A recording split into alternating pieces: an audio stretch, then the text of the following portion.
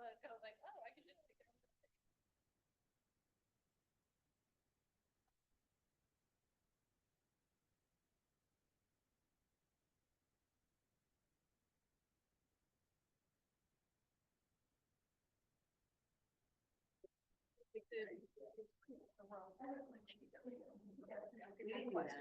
They have a real need to pick up tissue for them and put them on. We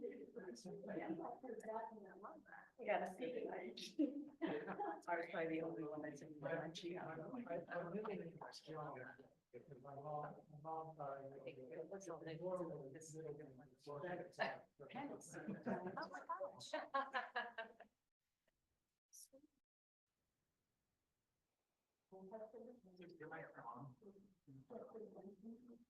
Oh, yeah, you're just, that's right. Last time, the first time, last time. Yeah, I still make sure. Say nice things. City reporter did a great job setting up today. We reported, I don't think so. It's nice to be in here because we're not so squished. Yeah. You're right there.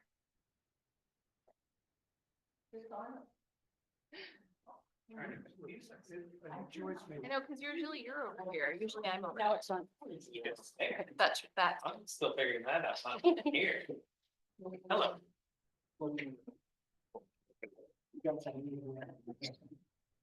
Yes. We have a regular meeting and then. Hey.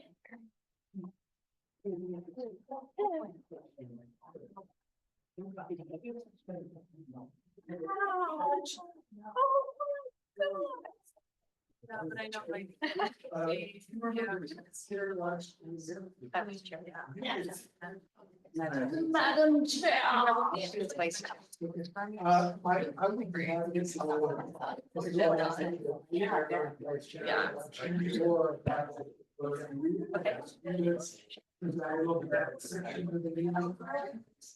Did you guys color coordinate on her? We did, Yeah. yeah, Texas forecast. Thanks. yeah. There was a picture. Anu D'Amato, Chair of the Sewer Budget Committee. The sewer. You did a great job. Oh, I ran away, so I didn't get to apply. And now this one, as you go along. I've never. I just voted for you. Oh, you did? Me too. Oh.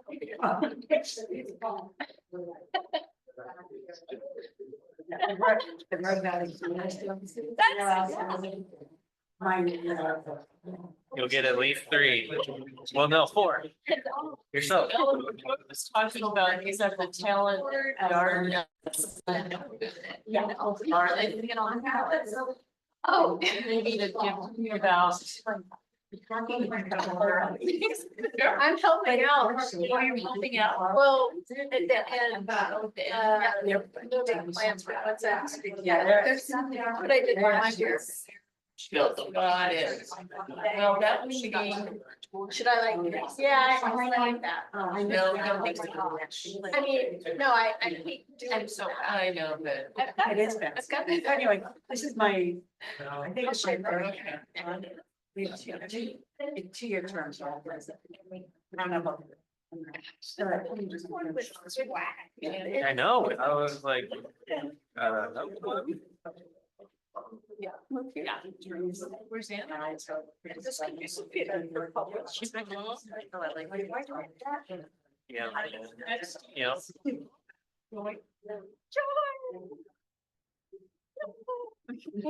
She was summoning you, I'm just waving.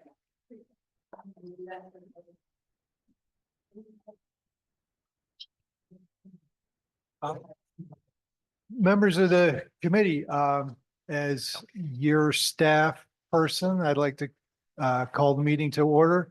Could I, Hector, should we start with roll? Member Shapiro. Here. Member Coley, Here. member Zegstrom, Here. member Panemaro, Here. member Garcia is not present. Member Medina, Here. member Hazel, Here. member Pastizo, not present. Member Diamato, Here. member Byers is not present. Member Riley Here. and member Parra Miller. Here. Alex Campbell, you have a quorum. All right, thank you, Hector. Member Hazel, may I ask you to preside over our election of a chair and vice chair as our incumbent last chair? Thank you. So do we have a nomination for chair? Yes, I move to nominate Daniel Collet for chair. Daniel Collet, so we have a nomination for Daniel Collet. Do we have a second? Second. Okay, so we have a nomination for Daniel Collet and a second. Should we do a roll call vote for that or just head count? I think by assent is just fine. Okay, so all in favor? Aye. Any opposed? Okay, passes that Daniel Collet will be chair. So do we have a nomination for vice chair? I'd like to nominate Colette Perry Miller. Do we have a second? Just for the look on her face. So nice. I accept. Okay. And a second? Yeah. Okay, all in favor? Aye. Aye. Any opposed? Okay, so we have passes that Colette Perry Miller is vice chair. So hand the line to Daniel. Awesome. Thank you. Moving on to item number 3, overview of the budget process and presentation of budget message by Budget Officer Alex Campbell. All right, thank you, Counselor. I'm going to cover today review the process, the basics and structure of the city talent budget.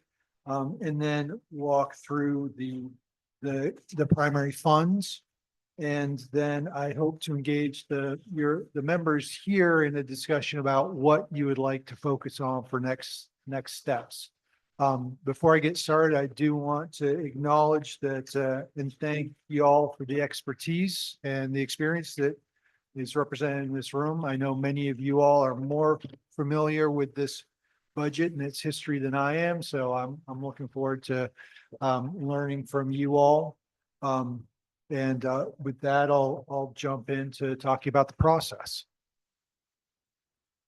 So as I understand the process, or where we started the process this year, was coming out of the council goal setting session and understanding what the council really wanted to prioritize to accomplish in the fiscal year 25 and 26.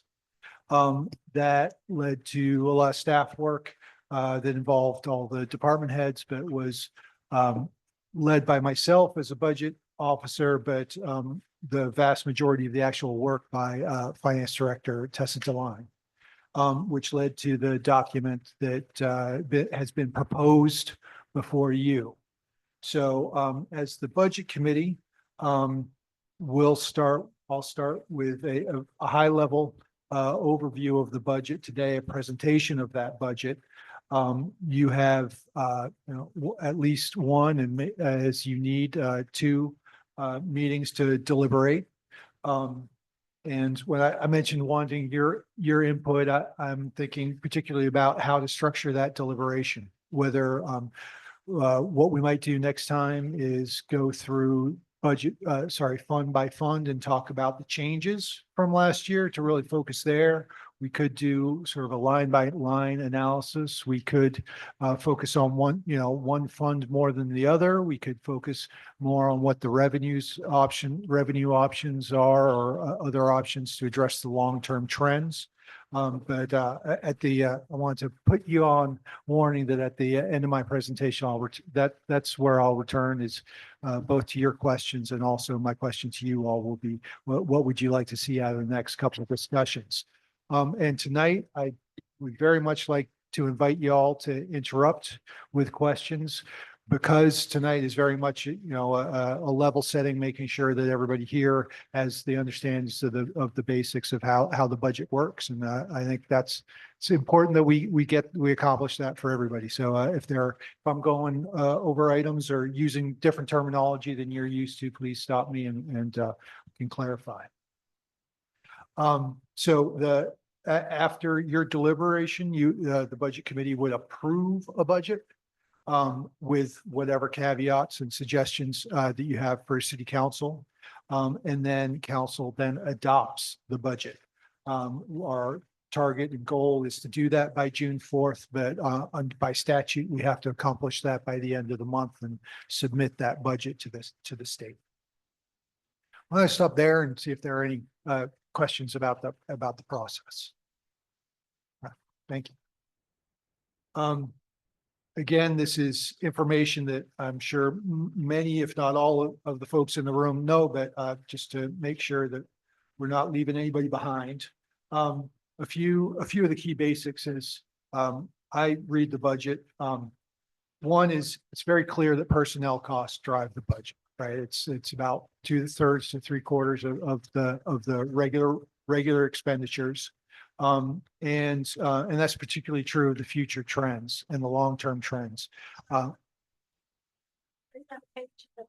not, no, yeah. Of course. And PERS, the Public Employee Retirement System and the city's contribution to that system is an important factor there. The most recent updates to those costs there are different tiers, of course, of PERS, but many of them were 15 to 20% increases. And that PERS cost is a pretty decent sized chunk of our overall personnel costs. So that's why in the long term, we continually, part of the reason in the long term that we have fairly stable revenues, but personnel costs that are on a higher slope, a different trend. One thing just to make sure that you all are clear on is that I want to explain is the individual personnel are not assigned one-to-one to funds. We distribute. So in my case, the city manager, my time, my personnel cost is distributed across just about, some of my time is dedicated to just about all of the funds. Whereas one of our utility workers who works primarily on the water fund is almost exclusively dedicated their costs to the water fund. But so anyway, I just wanted to make that clear that that's one of the things that's happening behind the scenes in the budget model that you're not necessarily seeing. So when you say personnel costs, that includes PERS, that includes healthcare, that includes the full package? Correct, fully loaded, yeah. Thanks. And under budget law, the funds are distinct. We have an obligation to account for them separately. If we were to move funds from one fund to another that was not a transfer that was appropriate for the use of those funds, we would actually have to borrow those funds to move them between a fund. So it's important to understand that's why the transfers are an important piece of the budget, is to understand and make sure that we are transferring dollars appropriately, say from a utility fund to the appropriate part of the capital fund to pay for capital projects in that utility. But it is designed to be segregated. And the fund types, they're really, we've got a few funds. It's not an overly complicated budget, but there are really three types of funds that I think are helpful to think about as types.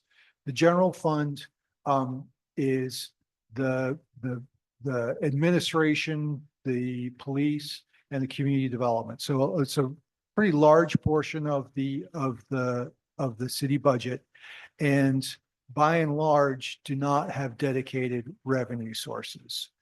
The special revenue and enterprise funds operate primarily off their dedicated revenue sources. They're essentially utilities, right? So the water fund is the best and clearest example. The water fund operates entirely off water rate revenue. So that operates as its separate sort of entity or line of business. And then the third type of funds are not type of funds, but the third category I would put in is we've got system development charge funds, and there's a fund for system development charges. And that's the only function is to is a place where system development charges, which are charges to development, are collected. And then ultimately they're transferred to the capital fund for expenditure. Those dollars can only be expended on capital. They can't be spent on operations. So the flow of funds is development charges come in, and then those are assigned to the capital fund when we're ready to expend them. And the capital funds is sub-segregated. So the capital funds fund exists primarily to accumulate dollars year over year for one-time capital expenses that we wouldn't naturally fund on sort of a rolling basis. So they're a place for, again, funds to accumulate, and they accumulate within the purpose that they are intended for. So they both accumulate in the specific utility that they were related to. And in some cases, they're assigned even to individual specific projects that those funds are intended to pay for in future years. I'm not going to talk a lot about all funds trends tonight. I think that's interesting. They're interesting graphs and they're dramatic, but they're hard to read. They don't necessarily translate easily to information about the individual funds. And as I was saying, those really are the key level of accounting. So I'm going to go ahead and jump into the individual funds rather than talking about the all funds trends. So the general fund reading a public budget is a little bit different. And one of the things that's a little confusing about it is the beginning fund balance. And essentially that structure is due to our need to have a balanced budget. So expenditures equal revenue, have to equal revenues by law. And sort of the balancing function at the end of the day is the fund balance. And in addition, the general fund takes in a fair amount of one-time funds, grant funds. So for all those reasons, it's not necessarily super easy to look at the fund and understand what's going on. But if you strip out all those that fund balance and the one-time revenues, our estimate sorry, 25, 26, that should be 24, 25, where our estimated revenues are current fiscal year. So excluding the fund balance and the one-time revenues, we have revenues of about $3.3 million. We've estimated expenditures of about $4 million. And that difference, that 0.7 million difference, is the difference between the red line and the green line in the graph below. So this is recent trend. And you can see that those two lines crossed and diverged a couple of years ago, and we've been pretty consistently spending more than we're taking in revenues into the general fund. And that peak, that jump back in 21, 22 were one-time revenues.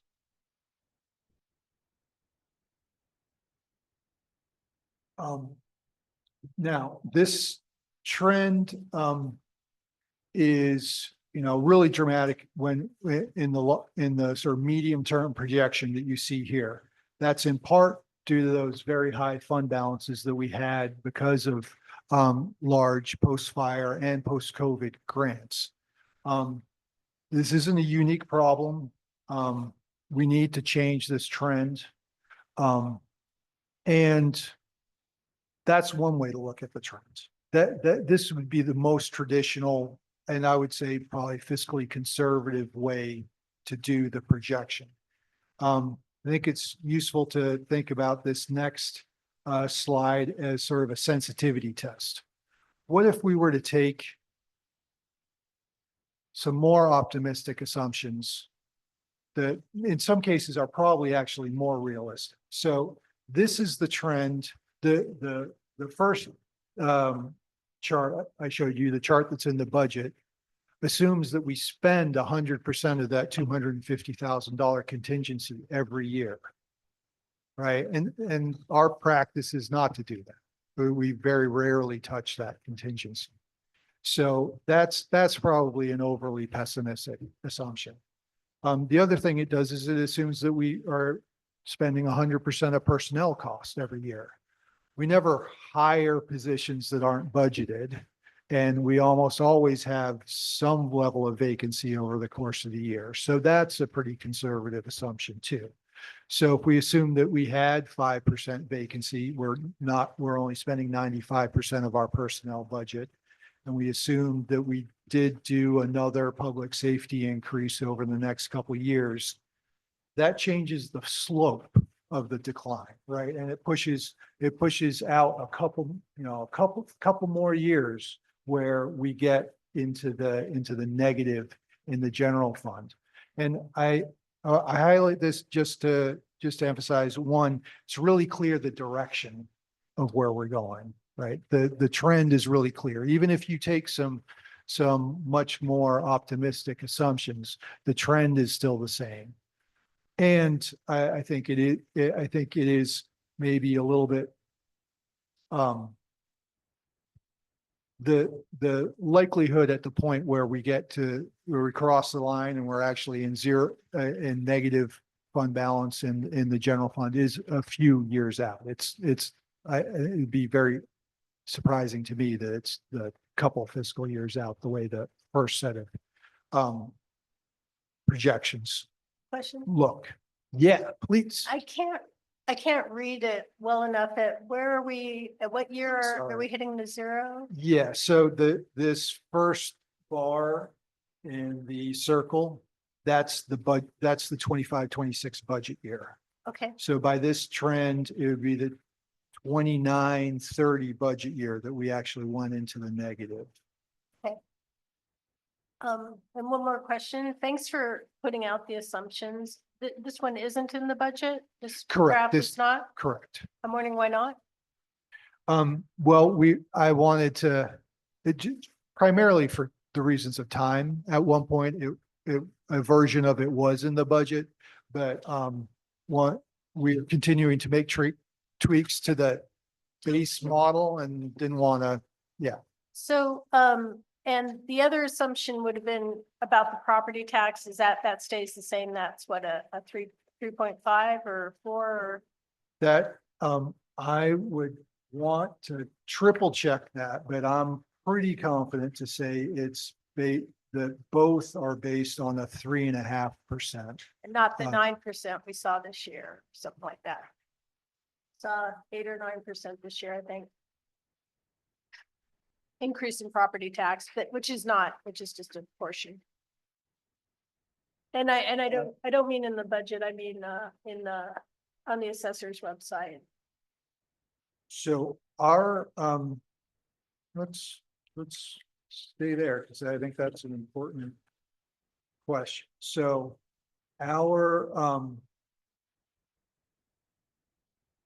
our actual 23-24 property tax revenues were 1.53 million.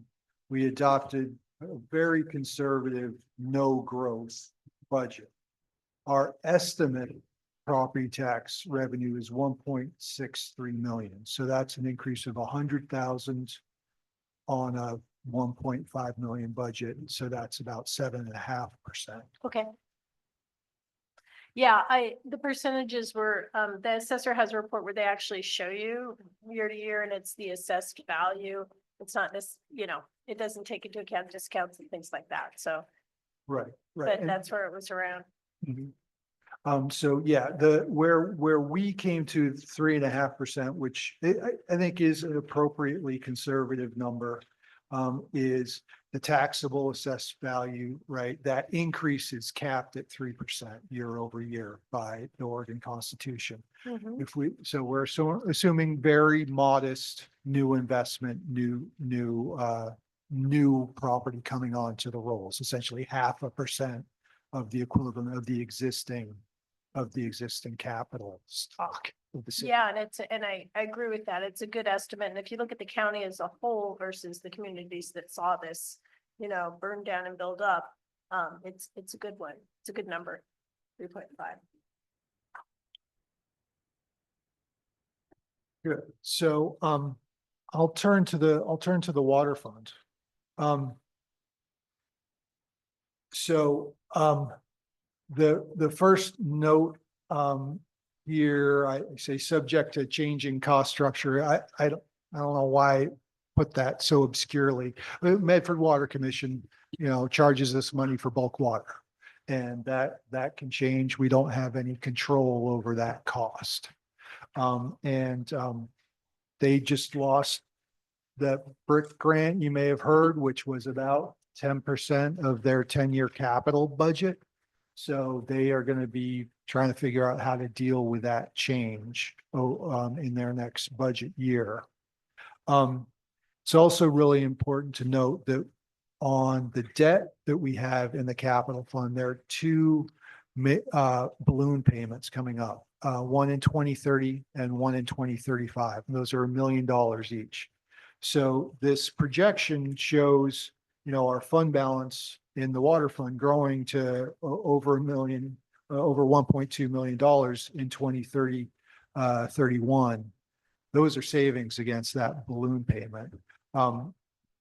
Tessa and I put, I think, hopefully you caught some very strong language about next budget year wanting to find a more structural way in the budget to protect those funds and make sure that's not just lost and understood as fund balance to a future budget committee.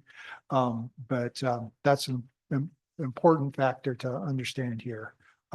That long-term fund balance trend is it's money that's been spent already. Please. I just had a question, why, because that's that's a lot of money due in 5 years, why there's not gonna be a line item or a designated to start the savings on the $1.2 million balloon payment. Thank you. It's a really good question. So, and there are at least two logical ways to do it. One would be to establish a separate fund for debt reserve fund. Another way to do it would be to put a line item in the capital fund for future balloon payments. Tessa was researching what was the best way to do that. We didn't come to a conclusion in time to propose that for this budget. I think that's certainly something that I don't think creating a new fund. I think creating a new fund is probably the right way to do it. At the time that Tess and I came to the conclusion that we really should be doing it, we're pretty far along in the process to actually create a whole new fund. But maybe one of the things that we should talk about is the wisdom of, moving that into capital and creating a new capital line item, at least for now, until we do take the step of establishing a separate fund. So we do not have any debt service funds now. We don't. That's correct. There is an accounting right at the end of the budget.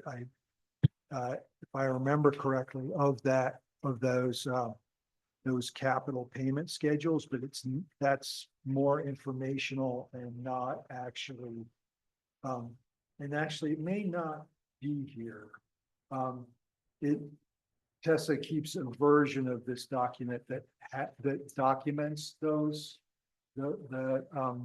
debt service and the debt service schedule.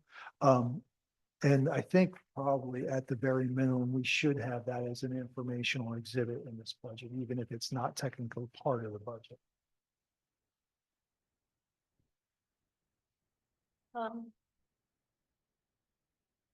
Yeah, so how hard would it be at this point just to pull it out as a line item so we could see it separately? Until it gets put in a different fund? Is that the thing to do? I mean, Yeah, I'm, books and everything. I don't yeah, wanna- I don't wanna create- I'm not sure. But I'll definitely talk to Tessa about what we want to propose to you all to recognize this more explicitly. And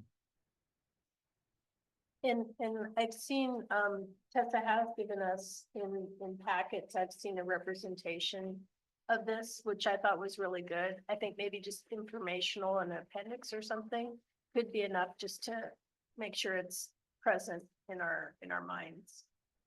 Sounds good.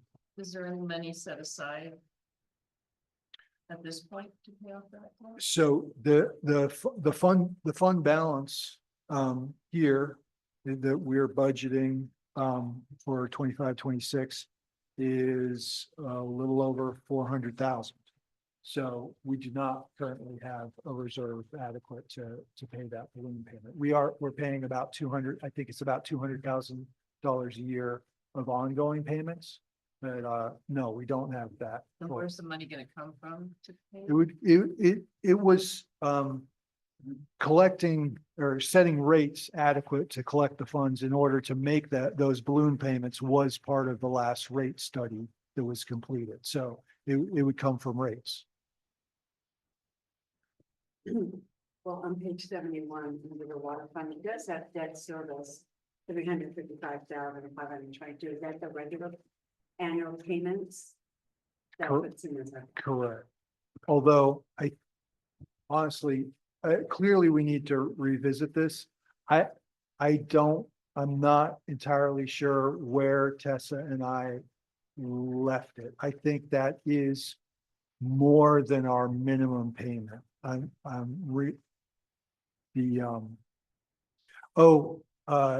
Right, there's what the specific loan I'm talking about is the 2013 loan. So that's the one we're paying 200. Sorry, on page 74. On page 74, debt service within the water fund. It's the 2013 bond that we are paying $150,000, proposing to pay $150,000 in principal and 81,000 in interest. The other thing that we've been working on is trying to get a definitive answer from the bond management company about whether there's any benefit in terms of future interest costs to be prepaying against that balloon payment.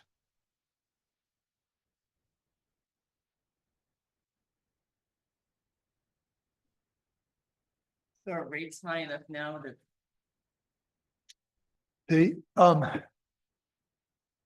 There was an increase in our Medford water costs since the last time that we did that rate study. It was within the last year.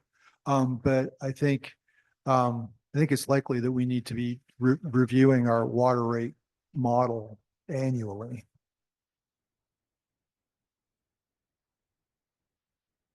But we are projecting right now where we are, that we are saving enough money to make that balloon payment.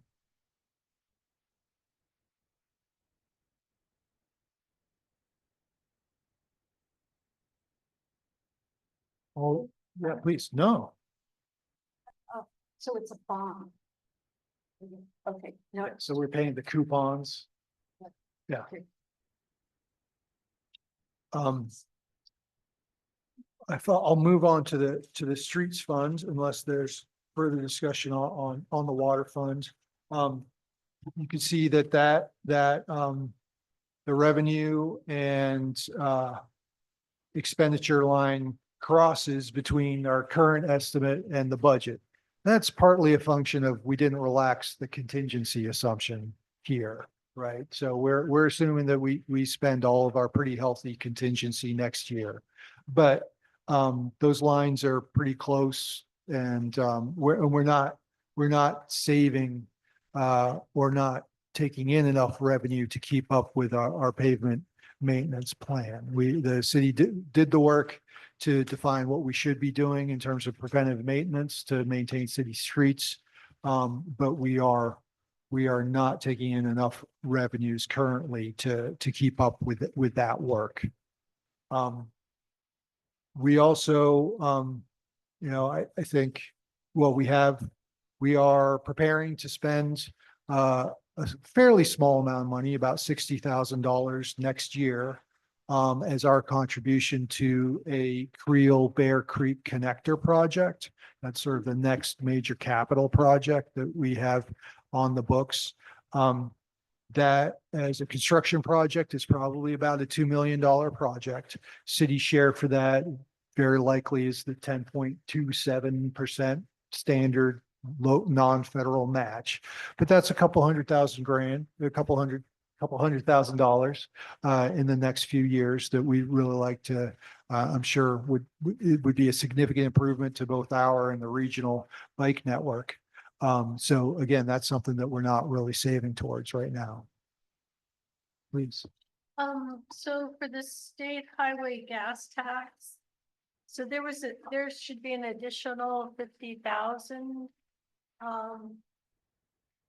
Details paid in the new. I'm looking at page 51. So I'm not quite sure when that kicks in. But I So- see that it's not there. So I maybe it just hasn't kicked in.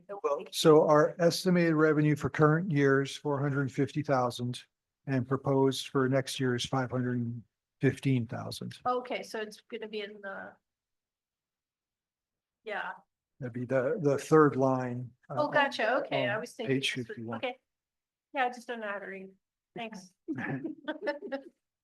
But yeah, that 50,000 bump is, and it might be temporary, we don't know. It's possible that there's a even more significant change to transportation revenues in this current session. That's one of the governor's priorities. Would that translate to something that might affect our budget? That would be great, if it was significant enough that it would require us to do a budget amendment. I mean, that is a possibility that, it's conceivable that could drive us a supplemental budget, yeah. The bill does have the traditional 50, 30, 20 split, I think it is on highway fund disbursement. So that's 20% to cities of every dollar that the state takes in gas tax and similar revenues. That'd be a great problem to have. In the Parks Fund, this budget is relatively small.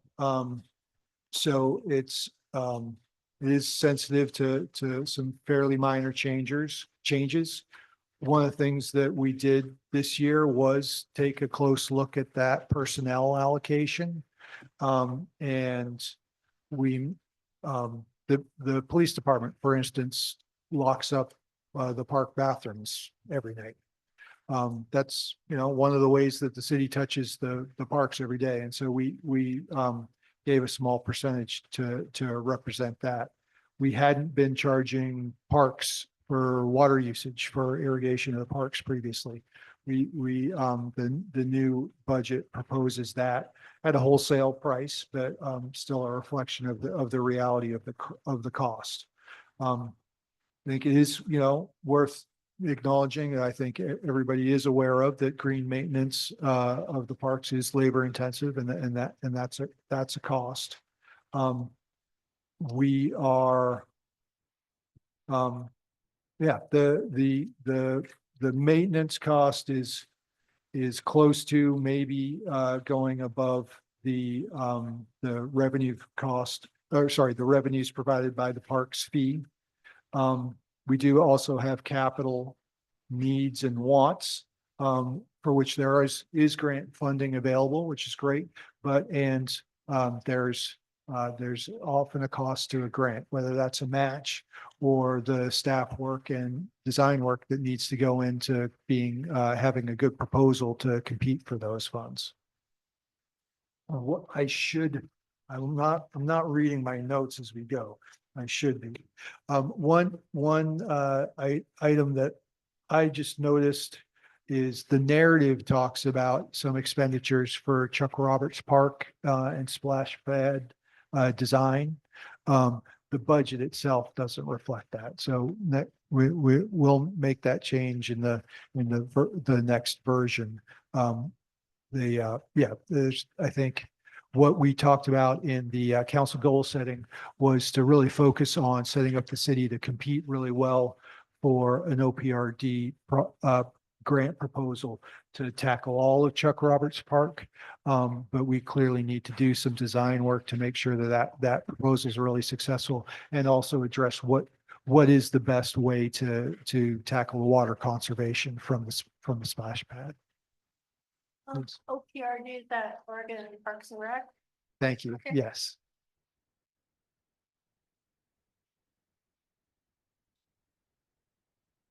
On the CIP and SDC funds, we'll see on the SDC, we have been collecting a fair number of SDCs, particularly in that 21 to 23 post-fire rebuild period. So new development is paying their fees, their contribution to the system.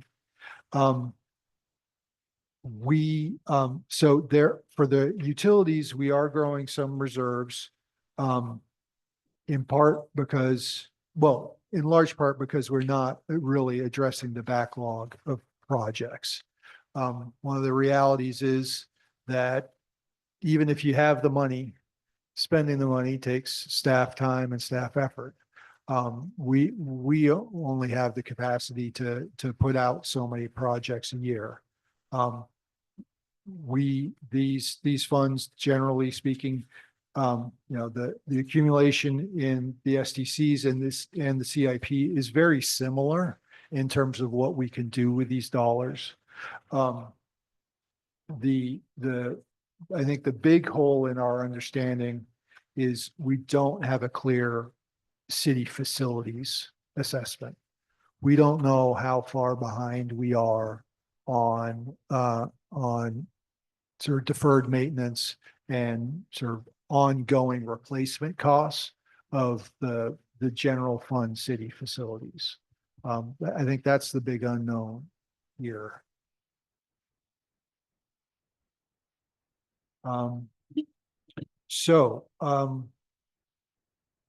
Where are we on time? I don't have a 3 minutes. 3 minutes. Well,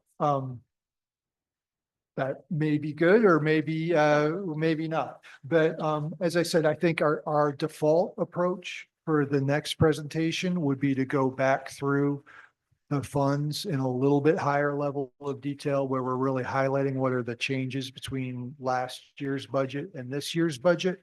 But I'd be happy to do something different if that's the interest of the members of the committee. And also I did want to make sure that I gave you the opportunity to send us questions in advance because that'll help us give you fuller answers when we get to them. Just quickly, did you say you were gonna change something in the budget and parks, that something that the actual budget is gonna change? Yes, so we'll bring a revised page for you all Okay, to see so that. we'll still hold on to this and Yeah. just swap out a page. Yeah. Okay. Yeah, and I'm noting for myself, as much as anything, we're also gonna make a more specific proposal or present some options on reserving funds against the balloon payment in the water funds.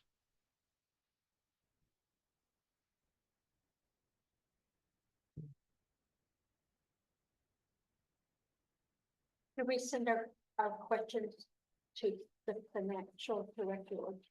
Either is fine. Yep.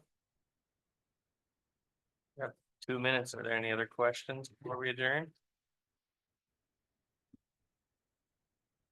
Okay, we can adjourn the meeting at 6:44. Thank you all. Thanks, Alex.